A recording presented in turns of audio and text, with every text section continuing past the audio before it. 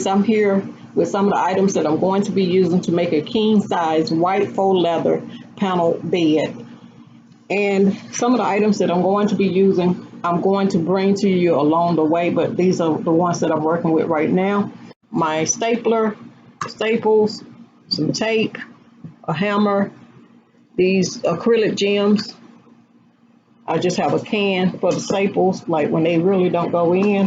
My tape measure, a marker, an X-Acto knife, this 3M general purpose 45 adhesive spray, my glue gun and glue sticks, a ruler, and I'm going to be using these panels right here. This came in board 4 by 8 feet, and I had them to cut the boards into these shape right here, which is 29 by 12 inches. And those are what I'm going to be using to do my tufting with. I'm also going to be using some batting and this queen foam mattress pad. So without further ado, let's get started. Okay, lovelies, the first thing you want to do is take one of your 29 by 12 panels and go ahead and spray some of the 3M spray on it. And then put your foam down on it.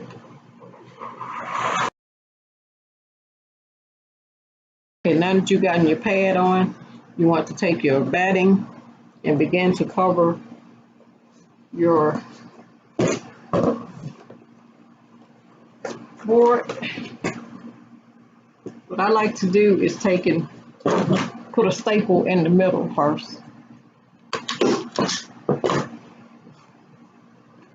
That helps you to get it where you want it. And go ahead and get started stapling.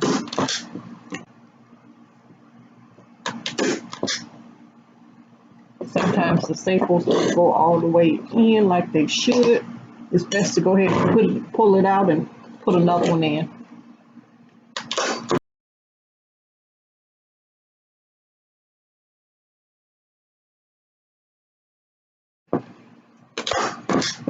Make sure you get a lot of staples.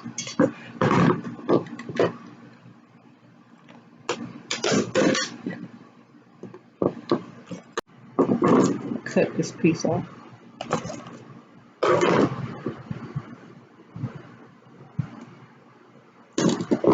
Just staple, pull and staple, pull and staple.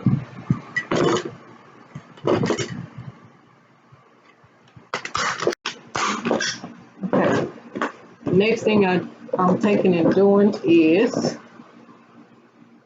I'm going to figure out my center. As I said, my panels are 28 inches by 12. So we know 28, 14 and 14 is 28.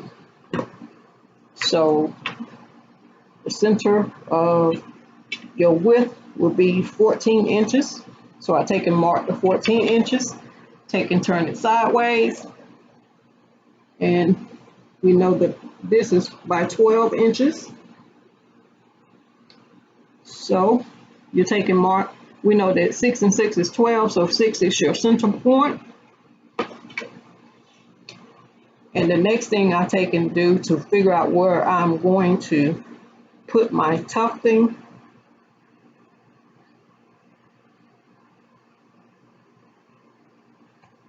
I'm coming in 9.5 inches, and that's where my tufting is going to be over here on this side. I'm coming also in 9.5 inches over here, which would be 18 and a half inches. But coming from this way, it'll be 19 and a half.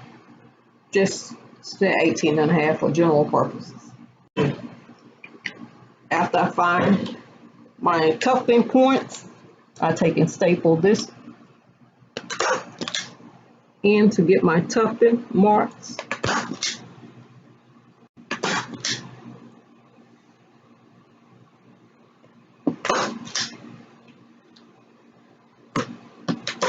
I'm using 3 staples. And there's the tufting. Next thing I'm going to do is take my fabric and cover it. Pre-cut my fabric, but I have not cut my fabric strip. So right now I am marking on my fabric where I'm going to cut.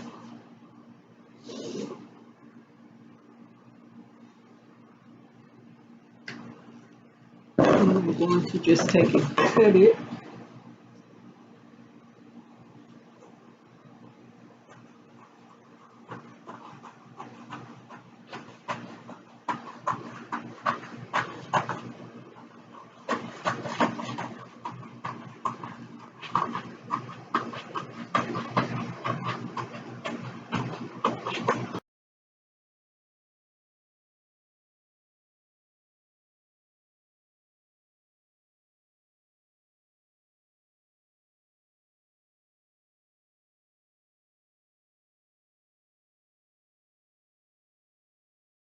Next thing I'm going to do is take and put one staple in the center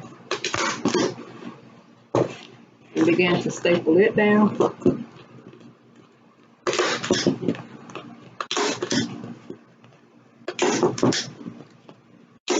You want to be pulling your fabric along the way. The next thing I'm going to do is turn it over. Going to pull on the loose side just to make sure it's tight. Then I'm going to feel where my tufting is, find that hole, and begin to tuft from the outside. Notice I have not stapled this down yet. Just as I put 3 nails underside, I'm going to put 3 nails on the top side here. You want to make sure you pull your fabric, find your tufting.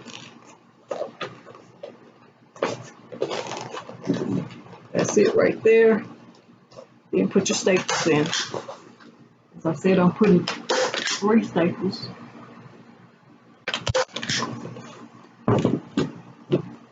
And there's the tufting. I close my ends. I take and push that in, tuck it and pull it down, put a staple in it.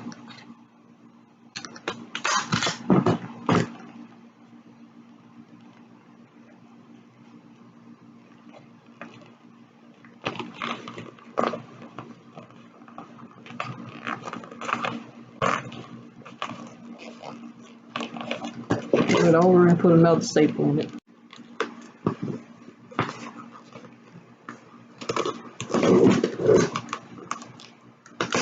Sometimes it pulls just a little differently.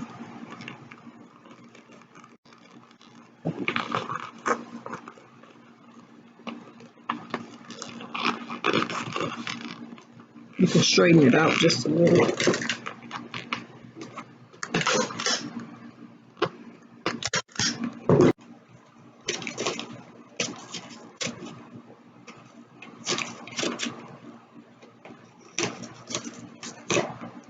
Okay, now that you've gotten your backing staple, you will take and turn this over.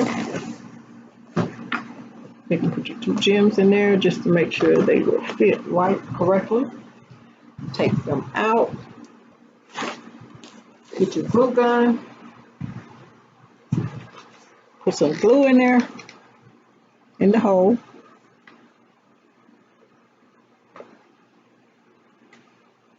Then stick your gem in.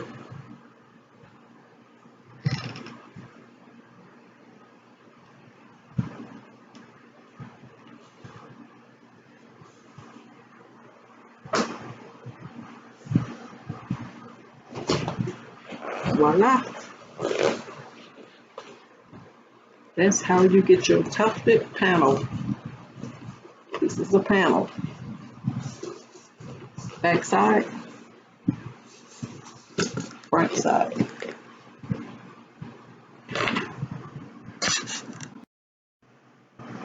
I'm making 15 of these, one down, 14 to go.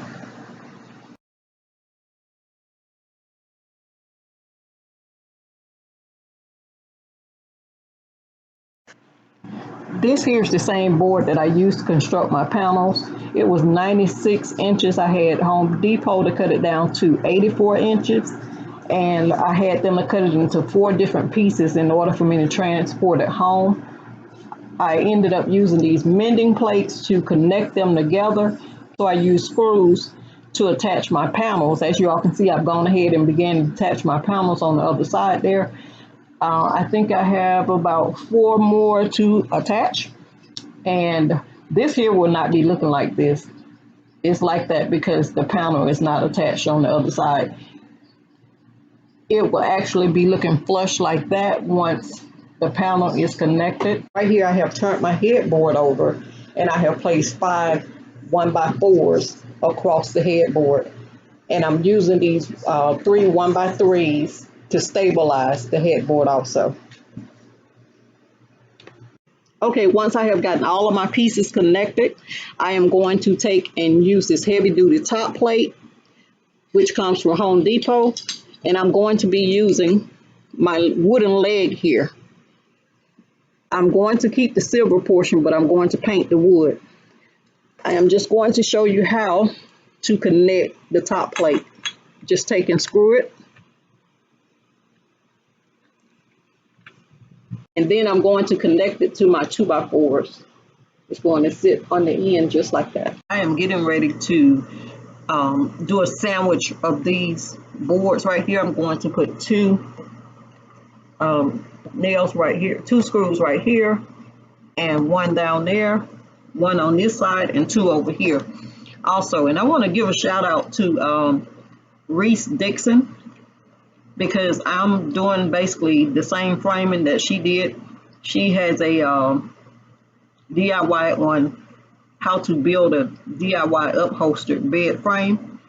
This is her. I'm also going to be putting a link below.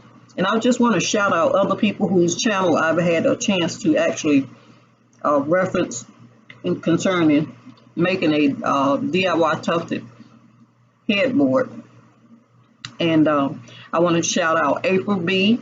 I want to shout out Cassandra Golden, who over a year ago I had spoken back and forth with her about doing a DIY of a tufted headboard.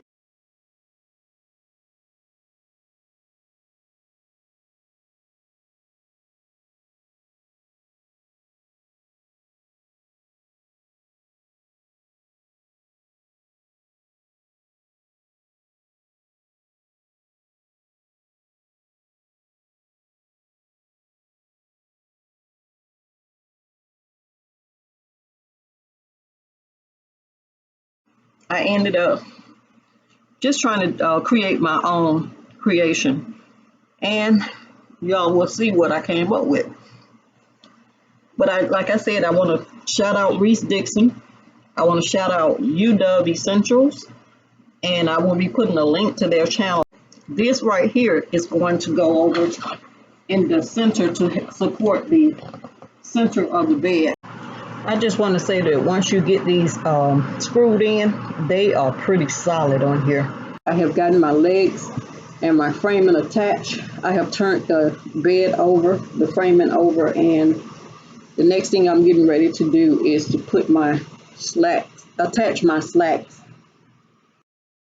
I am now getting ready to attach my side rail. I'm going to use my drill and my drill bit to make pilot holes between my 2x4 and this 1x12.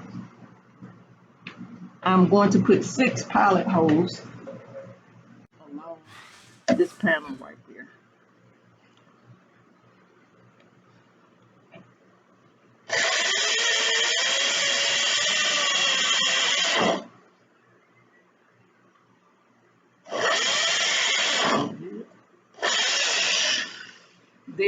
This drill bit was not long enough to go all the way through.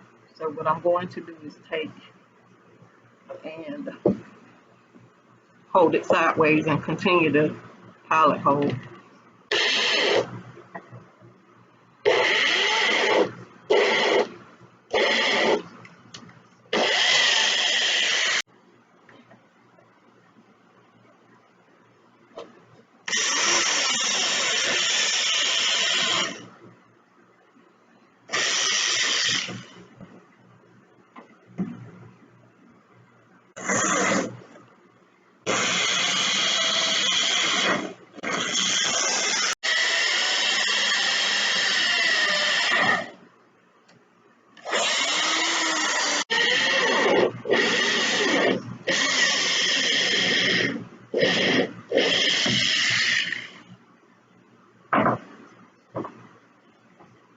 Way to make sure your pilot holes are straight is to make sure that you even your board.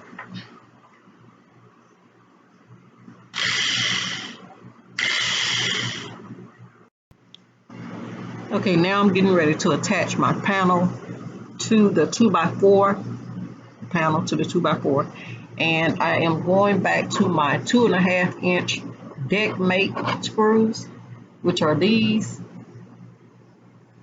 They come in different colors, and you have to use this particular drill bit. The good thing about that is that one comes with it, in which case I didn't have to use it.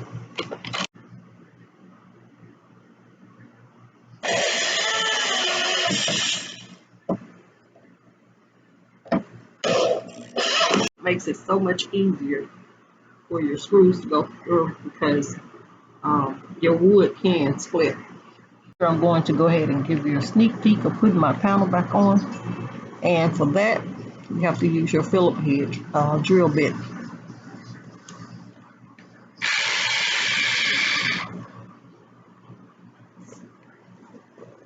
I had my panels on already, but I went ahead and took it off.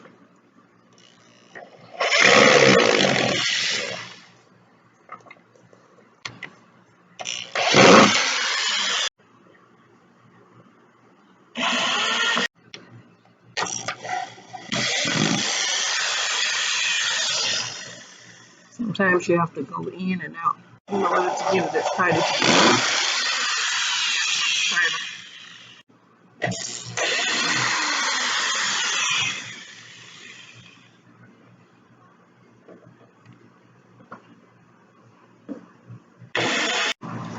I'm attaching my footboard now that I've gotten both of my sideboards on.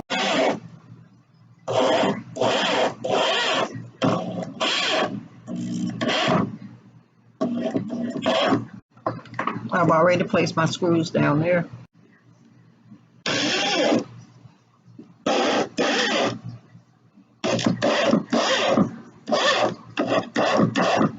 And this is the 2x4 that I originally had on the frame.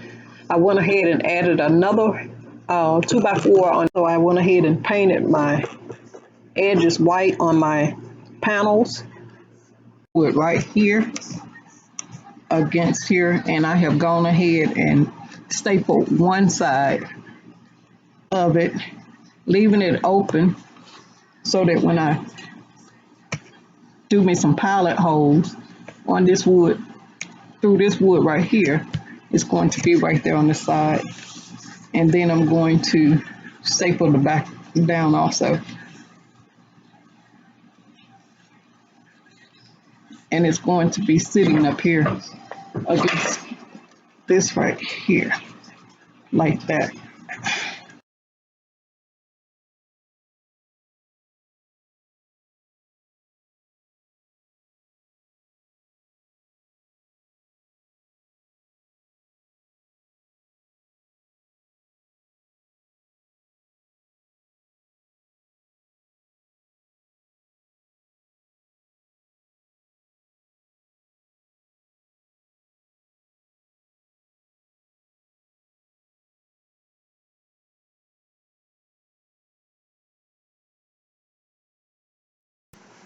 Okay, this here is the framing for the bed. And left to do is to add my panels, my 3 panels that goes right there by 4, so that I can actually have more height than this piece right here. This was not necessary for this 3/4 of an inch 1 by 12, but since this sits so low, I wanted to go ahead and add this piece right here. Here's a prime example. If you don't use a drill bit to drill your pilot holes, or when you're doing your screws with your drill, going in and coming back out, like when you hear it split, if you don't have this to do a pilot hole and you're drilling your hole and you hear it kind of cracking, it's best to pull the drill back out and then go back in, come back out, go in and out, back and forth until the screw could actually go all the way into the piece of wood. The wood coming out from the drill bit. Now I'm going to add a different drill bit for this screw here.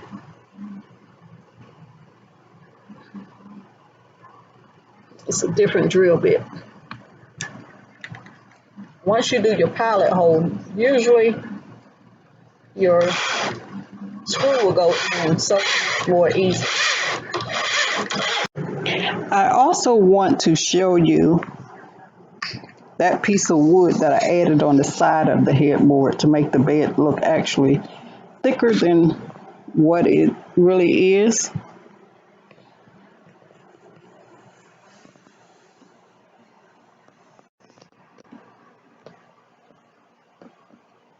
Okay everyone, I ended up sawing the legs off of the bed because when I hooked it up to my bed frame, my headboard was leaning forward. So I looked online to try and see how I could remedy that situation, and I came across a video about a cleat. You can either do a wood cleat and have it cut it at a 45-degree angle and then screw one piece on the bed and then one piece on the wall. But instead of going with that type of cleat, I ended up going to Home Depot and I got this right here. It can hold up to 200 pounds. You take and put the screws on top. It comes with its own leveler.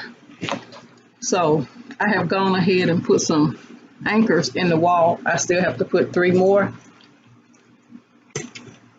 I love this, that it lets you know when it is actually level. Here's how the frame is supposed to be hung onto the wall. This here is how the frame is supposed to be hung onto the wall. And as you all can see, the leveler is even. It is even.